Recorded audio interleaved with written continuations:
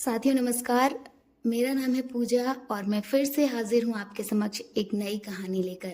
साथियों, ये जो हमारी कहानियों की श्रृंखला चल रही है, ये यूजीसी नेट हिंदी विषय में पूछे जाने वाली कहानियाँ हैं। तो यदि आप इस चैनल में नए हैं तो सब्सक्राइब ज़रूर करें। हम निरंतर ऐसी ही कहानियाँ और लेकर आने वाले हैं। चलिए कहानी शुरू करते हैं। आज की कहानी है साथियों, चंद्रदेव से मेरी बातें। ये एक बंग महिला की कहानी है। कहानी कुछ यूं शुरू होती है। भगवान चंद्रदेव, आपके कमलवत कोमल चरणों में इस दासी का अनेक बार प्रणाम। आज मैं आपसे 2-4 बात करने की इच्छा रखती हूँ। क्या आप मेरे प्रश्नों का उत्तर प्रदान करेंगे? कीजिए, बड़ी कृपा होगी। देखो, सुनी अनसुनी सी मत कर जाना, अपने बड़प्पन की ओर ध्यान देना। अच्छा, कहती हूँ, सुनो। मैं सुनती हूँ आप इस आकाश मंडल में चिरकाल से वास करते हैं। क्या ये बात सत्य है? यदि सत्य है तो मैं अनुमान करती हूँ कि इस सृष्टि के साथ ही साथ अवश्य आपकी भी सृष्टि हुई होगी।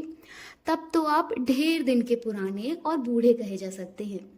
आप इतने पुराने हैं तो सही, पर काम सदा से एक ही और एक ही स्थान पर करते आ रहे हैं।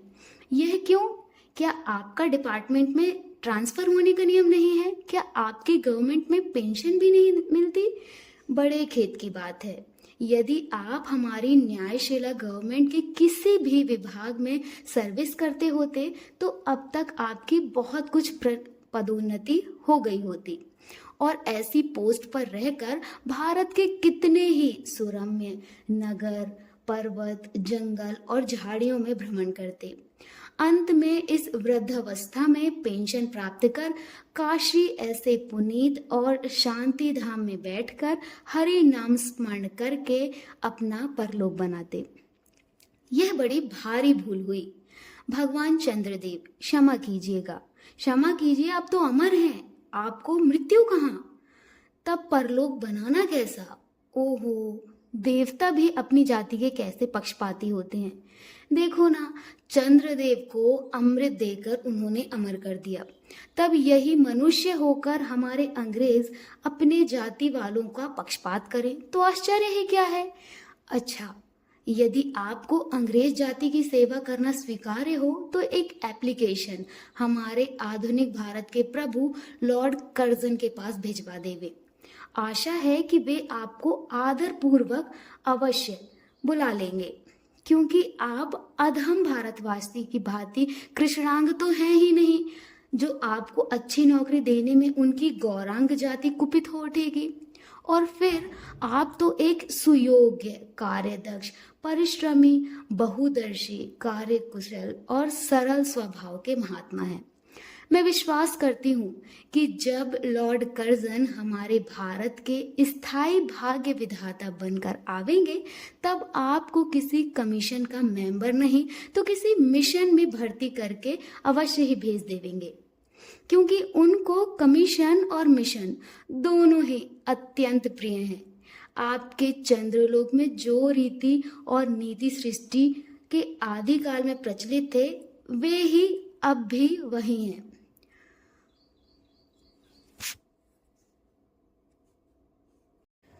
पर यहाँ तो इतना परिवर्तन हो गया कि भूत और वर्तमान में आकाश पाताल सा अंतर हो गया है। मैं अनुमान करती हूँ कि आपके नेत्रों की ज्योति भी कुछ अवश्य ही मंद पड़ गई होगी, क्योंकि आधुनिक भारत संतान लड़कपन से ही चश्मा धारण करने लगी है।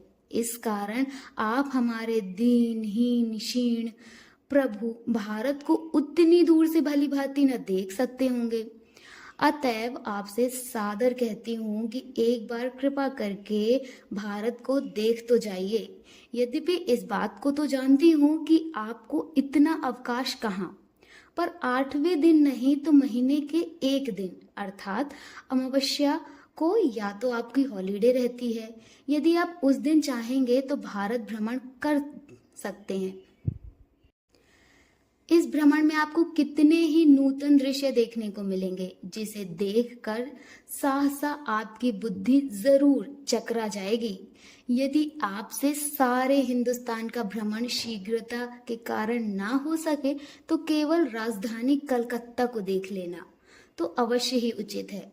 वहाँ के कल कारखानों को देखकर आपको यह अवश्य ही कहना पड़ेगा कि यहाँ के कारीगर तो विश्वकर्मा के भी लड़का दादा निकले, क्योंकि आपकी प्रिय सहयोगिनी दामिनी जो मेघों पर आरोहण करके आनंद से अटखेलियां किया करती है, वह बेचारी भी यहाँ मनुष्य के हाथों का खिलौना हो रही है। भगवान निशानाथ, जिस समय आप अपनी निर्मल चंद्रिका को बटोर मेघमाला अथवा पर्वतों की ओट से सिंधु की गोद में जा सकते हैं, उस समय यही नीरद वासिनी विश्वमोहिनी सौदामिनी अपनी उज्जवल मूर्ति से आलोक प्रदान कर रात को दिन बना देती है। आपके देवलोक में जितने देवता हैं, उनके वाहन भी उतने ही हैं। किसी का गज, किसी का हंस, किसी का बैल, किसी का चूहा इत्यादि। पर यहाँ तो सारा बोझ आपकी चपला और अग्निदेव के माथे मढ़ा गया है। क्या ब्राह्मण, क्या क्षत्रिय, क्या वैश्य और क्या शूद्र, क्या चंडाल, सभी के रथों का वाहन वही हो रही है। हमारे श्वेतांग महाप्रभु गण को जहां पर कुछ कठिनाई का सामना आ पड़ा, झट उन्होंने इलेक्ट्रिसिटी को लापटका।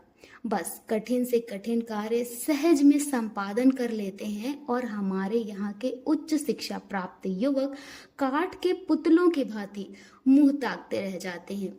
जिस व्योम वासिनी विद्युत देवी को स्पर्श तक करने का किसी व्यक्ति का साहस नहीं हो सकता, वही आज पराये घर में आश्रिता नारियों की भांति ऐसे दबाव में पड़ी है कि वह चूं तक नहीं कर सकती। क्या करे बेचारी। भाग्य में विधाता ने दासी वृत्ति ही लिखा था। हरिपोद भवा त्रैलोक्य पाविनी सुरसुरी की भी खोटे दिन आए हैं। वह भी अब स्थान स्थान में बंधनग्रस्त हो रही है। उसके वक्ष स्थल पर जहां तहां मोटे वृक्षाकार खंभ गाड़ दिए गए हैं। कलकत्ता आदि को देखकर आपके देवराज सुरेंद्र भी कहेंगे, हमारी अमरावती तो इसके आगे नीरी फीकी सी जान पड़ती है। वह ईडन गार्डन तो पारिजात पारिशोभित नंदन कानन को भी मात दे रहा है। वहाँ के विश्वविद्यालय के विश्वश्रेष्ठ पंडितों की विद्यावादिनी विद्या को देखकर वीणापणी सरस्वती देवी भी कहने लग जाएंगी कि निसंदेह इन विद्या दिग्गजों की विद्या चमत्कारिणी है। वहीं के फोर्ट विलियम के फौजी सामान को देखकर आपके देव सेनापति कार्तिकेय बाबू के भी छक्के छूट जाएंगे, क्योंकि देव सेनापति महाशय देखने में खास बंगाली बाबू से जचते हैं और उनका वाहन भी एक सुंदर मयूर है। बस इससे उनके वीरत्व का भी खूब परिचय मिलता है। वहाँ के मिंट को देखकर सिंधु तन्या, आपकी प्रिय सहोदरा कमला देवी तथा कुबेर भी अकचका जाएंगे। भगवान चंद्रदेव इन्हीं सब विस्मयोपादक अपूर्व दृश्यों का अवलोकन करने हेतु आपको सादर निमंत्रित तथा सविनय आहूत करती हूँ। संभव है कि यहाँ आने से आपको अनेक लाभ भी हों।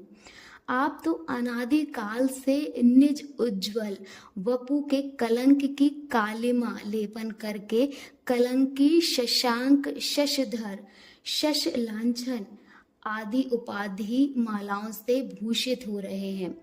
सिंधु तनय होने पर भी जिस कालिमा को आप आज तक नहीं धो सके, वह आजन्म कलंक शायद यहाँ के विज्ञानविद पंडितों की चेष्टा से छूट जाए। जब बंबई में स्वर्गीय महारानी विक्टोरिया देवी की प्रतिमूर्ति से काला दाग छुड़ाने में प्रोफेसर गज्जर महाशय फलीभूत हुए हैं, तब क्या आपके मुख की कालिमा छुटाने में वो फलीभूत न होंगे? शायद आप पर यह बात भी अभी तक विदित नहीं हुई कि आपके स्वामी सूर्य भगवान पर जब हमारे भूमंडल की छाया पड़ती है, तब आप लोगों पर ग्रहण लगता है। पर आपका तो अब तक वही पुराना विश्वास बना हुआ है कि जब कुटिल ग्रह राहु आपको निगल जाता है तभी ग्रहण होता है। पर ऐसा थोथा विश्वास करना आप लोगों की भारी भूल है। अतः हे देव, मैं विनय करती हूँ कि आप अपने हृदय से इस भ्रम को जड़ से उखाड़ कर फेंक दें। अब भारत में ना तो आपके और आपके स्वामी भुवन भास्कर सूर्य महाशय के ही वंशधरों का साम्राज्य है, और ना भारत की वह शस्य श्यामला स्वर्ण प्रसूता मूर्ति ही है। अब तो आप लोगों के अज्ञात एक अन्य द्वीपवासी परम शक्तिमान गौरांग महाप्रभु इस सुविशाल भारतवर्ष का राज्य वैभव भोग रहे हैं। अब तक मैंने जिन बातों का वर्णन आपसे स्थूल रूप में किया वह सब इन्हीं विद्या विशारद गौरांग प्रभुओं के कृपा कटाक्ष का परिणाम है। यूं तो यहाँ प्रतिवर्ष पदवी दान के समय कितने ही राज्य विहीन राजाओं की सृष्टि हुआ करती है, पर आपके वंशधरों में जो 2-4 महाराजा नाम हैं मात्र के ही हैं। वे काठ के पुतलों की ही भांति हैं। जैसे उन्हें उनके रक्षक नचाते हैं वैसे ही वे नाचते हैं। वे इतनी भी जानकारी नहीं रखते कि उनके राज्य में क्या हो रहा है, उनकी प्रजा दुखी है या सुखी।